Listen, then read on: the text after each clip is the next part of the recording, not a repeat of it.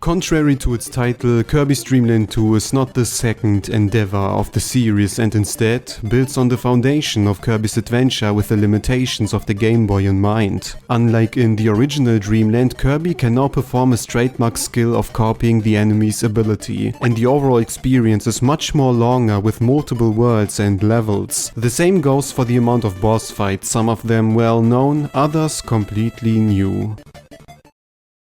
Coming straight from Kirby's adventure, Mr. Shine and Bright give their skills another shot and have to be both defeated in order to proceed. Just like in their original debut, one of them remains on the horizon while the other attacks, and you have to always watch out for any sneaky attacks from above. Most of their techniques remained fairly the same, but one unexpected yet very welcoming surprise is a team ambition where you have to stay in a specific spot to be safe. This kind of duo dynamic was a little lacking in the original, and I'm glad they concentrated on the symbiosis between moon and sun. Another nifty detail is the sunlight, which will be darkened when Mr. Bright is up, just like an adventure, but I can imagine not as self-explanatory for the Game Boy. Before I'm going to repeat myself endlessly on this ranking, the only reason why those bosses are on last place, despite presenting some interesting details, has nothing to do with the fight itself. It may be a little too similar to the original, but every following boss carries similar enjoyable surprises as well, which have simply impressed me more.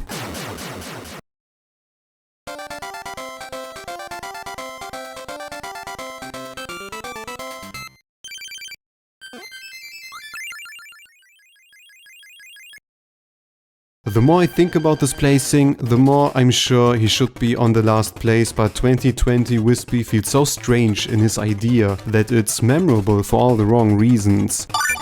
Starting the battle, you encounter a version of the tree that guards himself with a mask and wacky glasses, which holds him back from shooting with his breath. With his newly added roots, Whispy tries to scoop you from below, but luckily there's enough space to hide. The battle returns to its regular form once you diminish the health bar once, and everything you know from Whispy will remain. Of course, giving the tree a small shield and one new attack is not particularly noteworthy, but the whole presentation is so bizarre and random it's hard to not appreciate. This comparison will probably not make sense at all, but Whispy, as well as some other following bosses on this list, remind me of Super Mario Bros. 2 and its unique character for the Mario universe. No matter how you feel about that game, it's undeniable the second Mario Bros. Carries a special charm that is still unmatched in the series. The same goes for Dreamland 2's bosses, and although Whispy should be the most standard one, he still managed to adapt to a specific stigma.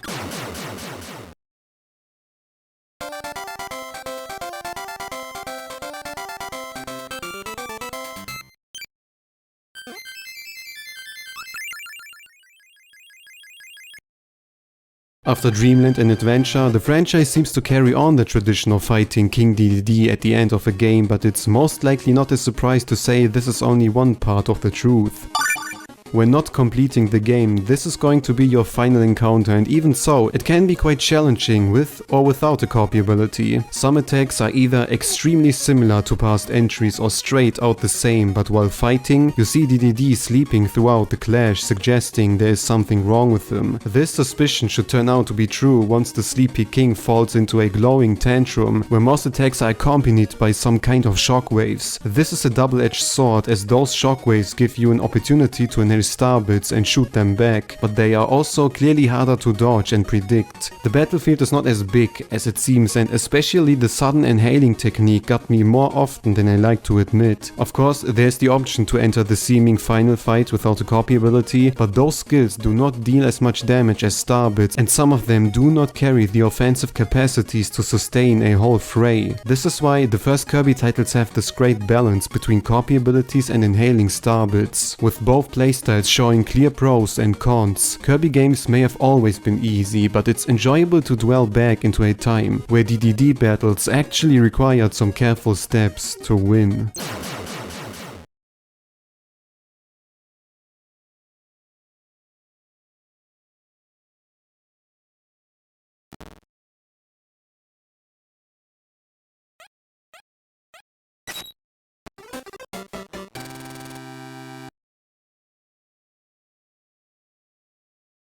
This caring parent and her children are very similar to the twins from Dreamland and create a setup similar to their role models.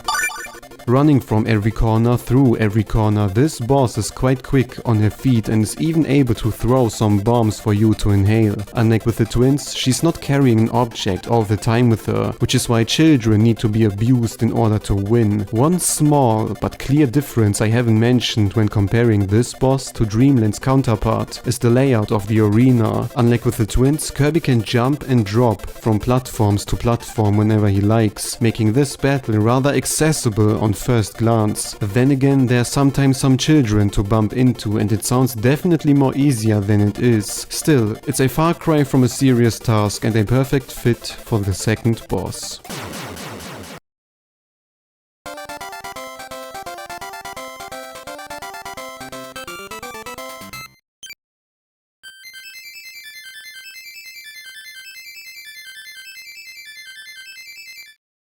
A boss most modern Kirby players should be familiar with, the Ice Dragon. A once main boss of a mainline title resembles more of a mini-boss today and is especially present in titles like Super Kirby Clash with its multiple variations. Still, this doesn't change the fact that Ice Dragon is a more than competent boss on his own, particularly back in the day. His design might be on the adorable side, but his little tail is used to fly through the air and create obstacles from above. On top of that, he's also able to breathe ice or even shoot projectiles. Fighting this boss without any abilities can be quite challenging, and it always amazes me how versatile the chunky dragon in reality is.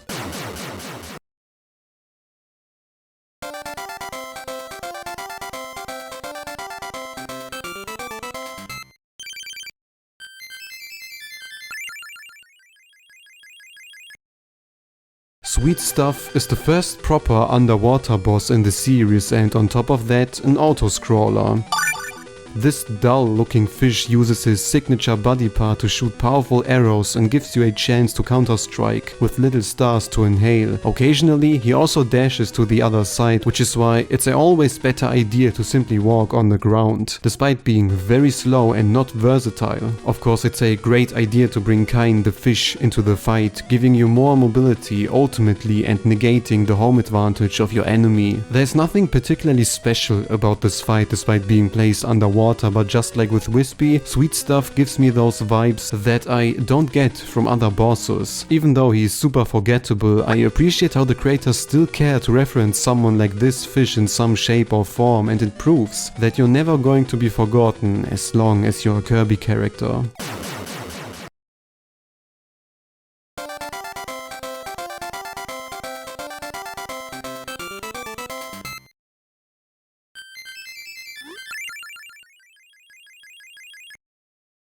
The true final boss and manipulator behind Dreamland 2's premise, Dark Matter, celebrates his debut in this entry and should start an ongoing villainous stampede for the next titles. Once you gather every main collectible in each world and defeat King Dedede, this simplistic matter of dark energy manifests into a knight with a cutting-edge sword ready to finish you in the sky. By this point, Kirby's no stranger to such opponents either, and with the newly obtained Rainbow Sword, it's time for the true final boss. Reminiscent of Nightmare from Adventure prior to this game, Dark Matter sets up the final similar to that and lets you freely roam in the sky. Unlike in Adventure, however, you cannot shoot star bits. In fact, you can shoot nothing and have to either come close to your enemy and swing the sword, or reflect Dark Matter's energy bolts and deal damage. It's a small difference, but enough to not completely copy Adventure's final, and to be honest, way more challenging as well. Dealing direct hits with your sword is almost never a good idea, and it's way less effective and extremely risky too. Also, Dark Matter switches positions consistently, and playing on defense is always the idea. Once you complete the first phase, it's time for round 2, where the defensive playstyle shows its merits, with health being spared in the best case. Dark Matter transforms into a simpler shape, but all the more aggressive, and there's no healing granted through the whole climax. Needless to say, this is an utmost challenging fight, and you have to plan in a couple of tries until you learn the pattern of each technique. It may appear unfair or unpredictable at first, but after some while it feels very satisfying to evade all those attacks like a veteran, and having a unique, interesting and hard secret final boss is the best reward a game like Dreamland 2 could receive.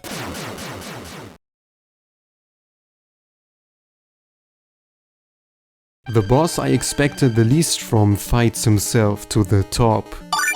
When I first played Dreamland 2, I was not looking very forward to Kracko since I was completely aware about the hardware I'm playing with and therefore anticipated a rather safe confrontation with maybe one new attack. After all, although Adventure was placed on a home console with much more power, even this Kracko rendition only slightly enhanced the original with a small chase sequence but played out nearly the same. Fortunately, I should be proven wrong as Dreamland 2's Kracko underlines the sentiment that hardware power has nothing to do with the creativity to offer something surprising. When entering the fight, Kracko makes use of the surroundings and hides in the battleground. The only way to strike back is to wait until Kracko, or Kracko Jr., comes out and leaves himself open. For its time, the idea to incorporate the environment into the fight is very impressive and amazingly executed, as it also combines Kracko and Kracko Jr. into one clash. After that, you might think the brawl goes back to what you know, just like in Adventure, and even though most skills remain similar, they are slightly altered, like the way Kracko shoots his thunderbolts or creates enemies for you to inhale. The main reason why I enjoyed this rendition so much is probably mainly the unexpected creativity and my low expectations, which is why we ignore his absence in my top 5 Kracko ranking because idiots like to forget stuff.